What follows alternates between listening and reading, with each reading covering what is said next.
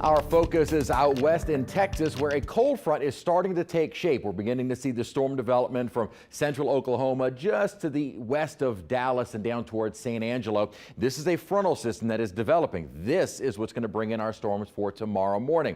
Starting to take shape, so we're starting to get a better idea of the timing. And what's been interesting is that the models have been very consistent with the timing. First half of the day on St. Patrick's Day will be wetter and stormy at times. Second half will be windy and turning colder. We have seen kind of a mix of sun and low clouds around, but notice the dense clouds associated with some storms that have been developing in eastern Texas moving into West Louisiana.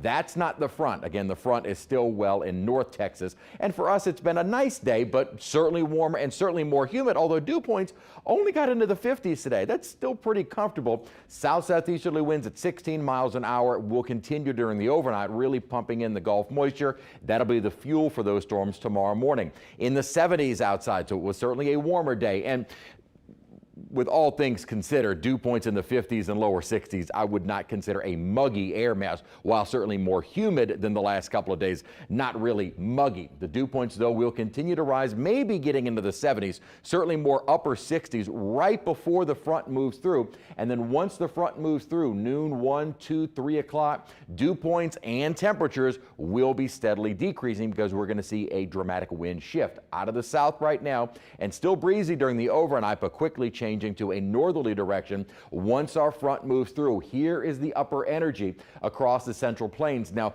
good news for us, the main energy is staying well to our north, which is why our risk for severe weather is pretty limited. Main threat would be gusty winds developing along the frontal system and more of a secondary threat for an isolated strong to severe storm that could produce a tornado. I think more than anything, it'll be the gusty winds with maybe an isolated risk of a tornado. Far different, though, up across North Texas, where the risk is a bit greater. But look at the temperature contrast. This is a much colder air mass that is moving south. And our temperatures for the high tomorrow will be early in the day. This is at around 10 a.m., likely kind of peaking in the lower, maybe mid 70s, right before the front moves through. And as we continue through the evening hours, 6 o'clock, the temperatures coming way down, quickly falling into the 50s, continuing into the 40s as we get the day started on Saturday. Saturday during the day, it may be a struggle to get into the low 50s. Even some of the models kind of keeping that colder air moving in. And while we might get into the low 50s for a time, much of the day Saturday could be spent in the 40s. A reminder, we're still very much in winter. First day of spring is Monday, and it'll still be pretty chilly. Colder morning on Sunday, and as we head into the afternoon hours, highs will be in the mid-50s. Then our coldest morning does look to be on Monday, where we could see some patchy frost on the North Shore and certainly into Mississippi. Here's the timing of the rainfall for tomorrow morning.